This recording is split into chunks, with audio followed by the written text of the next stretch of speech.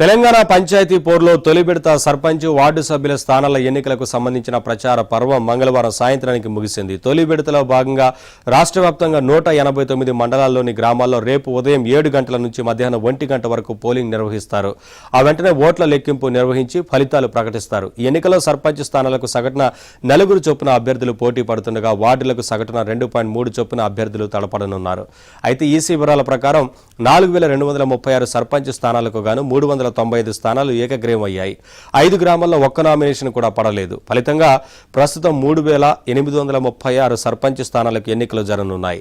అదేవిధంగా 37,440 వార్డు సభ్యుల స్థానాలకు ఎన్నికలు జరగాల్సి ఉండగా అందులో 9,331 వార్డు స్థానాలు ఏకగ్రీవం అయ్యాయి.